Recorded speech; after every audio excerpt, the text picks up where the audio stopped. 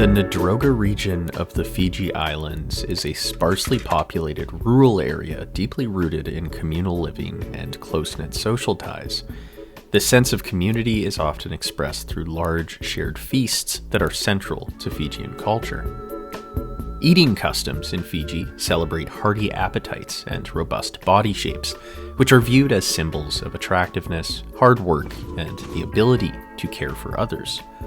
To be seen as well-fed is considered a blessing, a sign of abundance and vitality. Given these cultural values, it's no surprise that prior to 1998, there wasn't a single reported case of an eating disorder on the islands. And then something changed. The health researcher Ann Becker noticed a distinct rise in eating pathology. The schoolgirls of Ndroga were suddenly struggling with purging behaviors, such as vomiting, disordered eating, as evident in binge eating, and a rise in body image issues.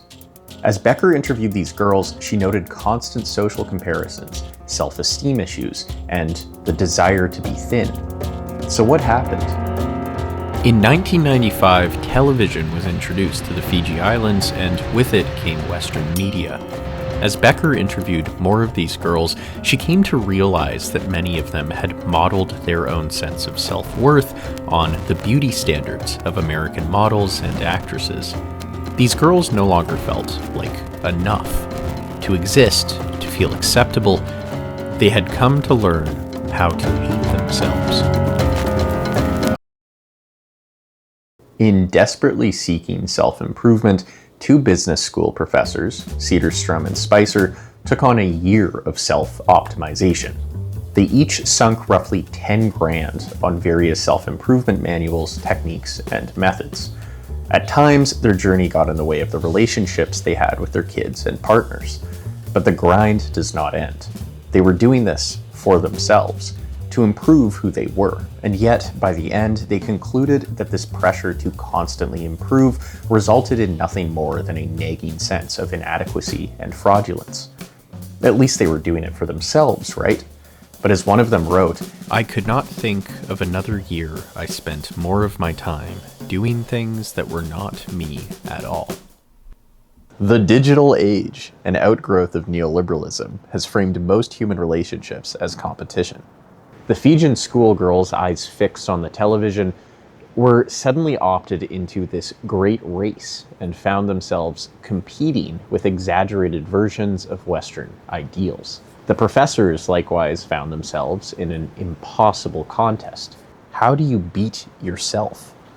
This video is sponsored by Skillshare. Self-improvement doesn't have to be that difficult. Learning a new task or expanding on your skills in a familiar field should be fun, exciting, and rewarding. With today's sponsor Skillshare, improving yourself and your passions most certainly is. Skillshare is the largest online learning community for creatives with thousands of classes led by industry experts across film, illustration, design, freelance, productivity, and more. Skillshare can help you take your skills to the next level.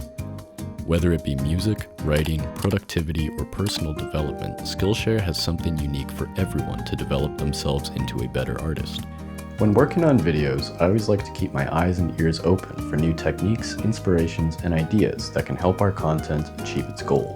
With Skillshare, I'm able to learn effectively and endlessly in all the fields I enjoy. With one course, The Beginner's Guide to Adobe After Effects, I have been able to learn things about editing, effects, and software that I never thought I'd come close to. And with the course, Your First Day in Blender 3D, I can finally start to work on certain ideas and projects that could have never come to fruition without Skillshare and its amazing community of members and courses. Want to stop being so scared of that next project? Skillshare will walk you through step by step so that you can express freely and make what you need to. Join Skillshare today. But wait, the first 500 people to use our link in the description will receive a 1-month free trial of Skillshare. Ready to tackle your imagination? Join Skillshare today and start exploring. As Alexandra Schwartz notes, where success can be measured with increasing accuracy, so too can failure. This modern obsession with the self, imposed on us by media, culture, and economic priorities, has resulted in an aspirational narcissism, a devotion not to the self as is, but the ever-elusive self that isn't. At the core of this incessant need to improve is self-criticism. While an awareness of your weaknesses is healthy, self-criticism is that, but on steroids. This form of thinking revolves around negative self-beliefs, excessive feelings of inferiority, guilt, and failure. One is never enough and can never be enough. Sadly, self-criticism is reliably associated with depression, anxiety, substance abuse, personality disorders, and eating disorders. And so the people who are their own toughest critics also tend to land themselves in pretty tough situations. Self-critics tend to experience great loneliness, isolating themselves out of shame. And yes, this can be under the guise of the grindset, or locking in.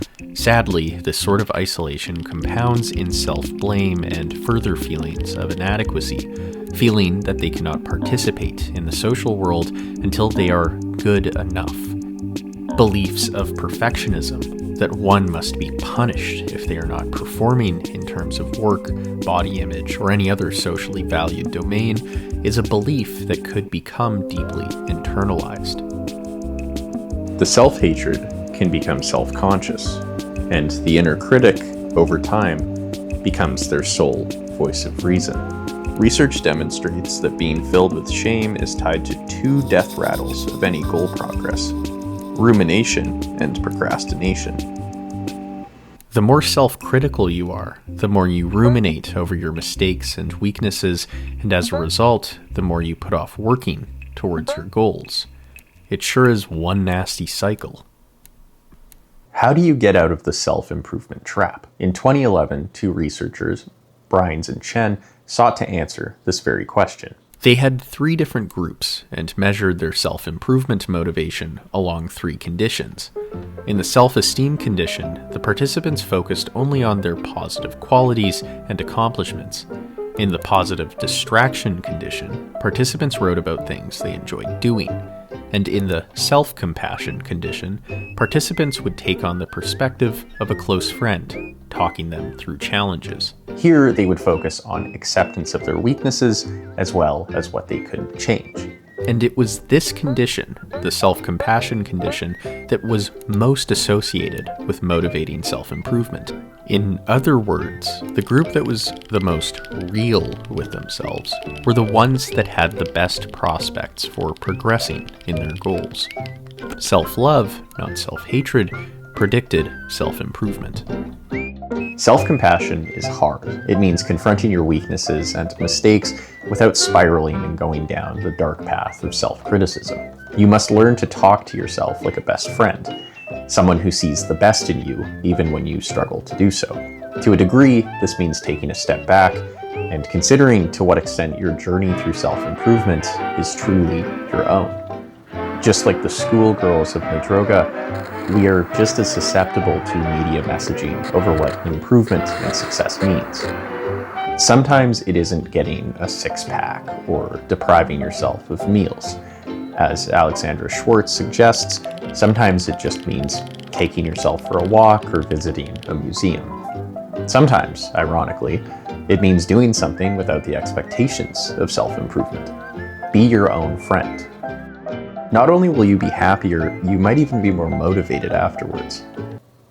You can't hate yourself into loving yourself.